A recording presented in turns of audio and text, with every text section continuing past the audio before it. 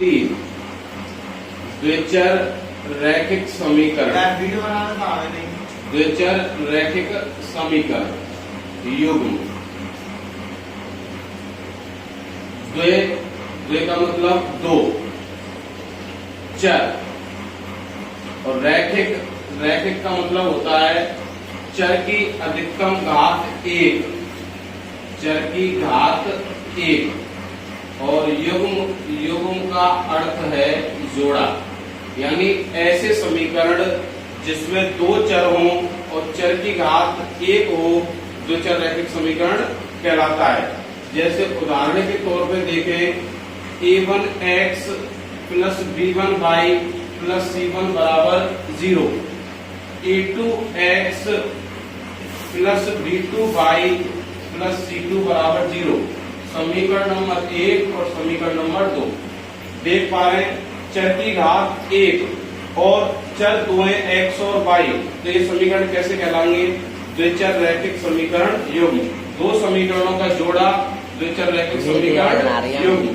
द्विचर रैखिक समीकरण युग्म, द्विचर रैखिक समीकरण हल करने की विधियां, द्विचर रैखिक समीकरण हल करने की विधियां, हल करने की कितनी विधियां हैं? 4। द्विचर रैखिक समीकरण हल करने की कितनी विधियां हैं? 4। पहली विधि विलोपन विधि, विलोपन विधि, और दूसरी प्रतिस्थापन विधि, प्रतिस्थापन विधि। तीसरी है वज्र गुणन विधि, वज्र गुणन विधि, और चौथी विधि है ग्राफीय विधि, ग्राफीय या आलेखीय विधि, ग्राफीय या आलेखीय विधि। द्विचर रैखिक समीकरण हल करने की 4 विधियां हैं: विलोपन विधि, प्रतिस्थापन विधि, वज्र गुणन विधि, ग्राफीय या आलेखीय विधि। लेकिन नए सिलेबस के आधार पर वज्र गुणन विधि नहीं है, ये विधि तुम्हें समझनी है। विलोपन विधि, प्रतिस्थापन विधि, ग्राफीय या आलेखीय विधि। हर साल प्रतिवर्ष ग्राफीय या आलेखीय विधि से संबंधित एक क्वेश्चन आवश्यक रूप से आता है।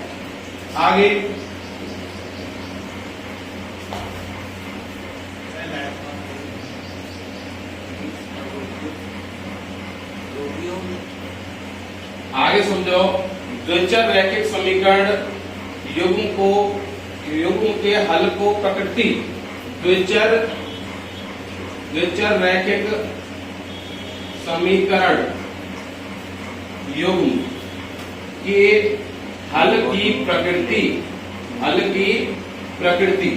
इस प्रकृति को समझने से पहले एक उदाहरण लेते हैं। 2x प्लस 3y माइनस 7 बराबर 0 और 3x माइनस 4y प्लस 11 बराबर 0।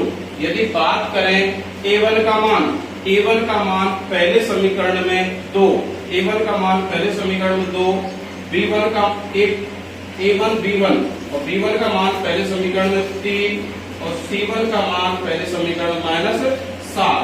यदि बात करें a2 की बात करें, a2 b2 c2, तो ये बात होंगे दूसरे समीकरण की। a2 दूसरे समीकरण में x का गुणांक 3, b2 दूसरे समीकरण में y का गुणांक -4 और c2 दूसरे समीकरण में अचर पद 11। यदि हम देखें a1 बट्टे a2 निकालें तो 2/3, a1 बट्टे a2 निकालें 2/3। तो यदि निकालें b1 बट्टे b1 का मान 3 और b2 का मान -4 और c1 बट्टे c2 निकालें, c1 बट्टे c2 -7 बट्टे 11, यानी हम a1 अनुपात a2, b1 अनुपात b2, c1 अनुपात c2 इस प्रकार निकाल सकते हैं। इन अनुपातों के आधार पर द्विचर रैखिक समीकरण युग्म के हल की प्रकृति ज्ञात की जा सकती है। किस प्रकार ज्ञात करते हैं देखिए। द्विचर रैखिक समीकरण के हल की प्रकृति ज्ञात करने के लिए तीन शर्तें लगती हैं। शर्त नंबर फर्स्ट, यदि A1 बट्टे A2 का मान बराबर नहीं B1 बट्टे B2 के, यदि A1 बट्टे A2 का मान B1 बट्टे B2 के बराबर नहीं है तो रेखाएं प्रतिच्छेदी होंगी। कहने का मतलब है यदि A1 बट्टे A2 का अनुपात B1 बट्टे B2 के बराबर नहीं है तो रेखाएं प्रतिच्छेदी होंगी। हल कैसा होगा? हल की प्रकृति बताएंगे। संगत हल होगा। क्यों? क्योंकि रेखाएं प्रतिच्छेदी होंगी, तो ये प्रतिच्छेदी रेखाएं कहीं न कहीं संग रही है बिंदु पे, तो इसका मतलब है संगत हल होगा। जहां रेखाएं प्रतिच्छेद कर रही है उस बिंदु पे संग है, एक साथ है, तो हम कह सके संगत हल होगा। दूसरी बात करें, अद्वितीय हल होगा। कैसा हल होगा? अद्वितीय हल होगा। अद्वितीय का मतलब है अमान्य नहीं, और द्वितीय माने दूसरा। ये रेखाएं जो प्रतिच्छेदी रेखाएं हैं कितने बिंदुओं पर प्रतिच्छेद कर रही है? एक बिंदु पर प्रतिच्छेद कर रही है, तो एक ही हल होगा, और एक ही हल का मतलब है अद्वितीय हल होगा। एक बिंदु पर अद्वितीय हल होगा। शर्त नंबर 2,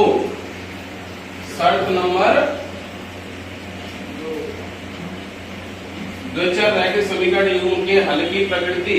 शर्त नंबर 2,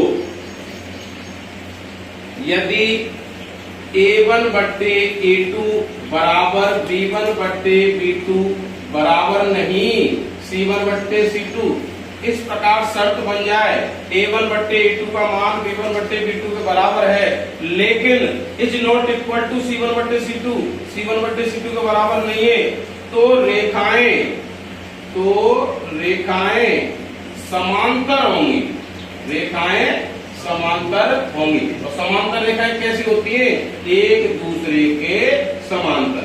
एक बात बताइए, ये रेखाएं कहीं एक साथ हो सकती है, कहीं स्पर्श कर सकती है।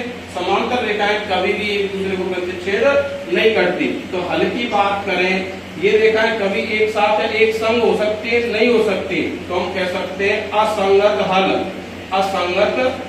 हल कैसा होगा? असंगत हल।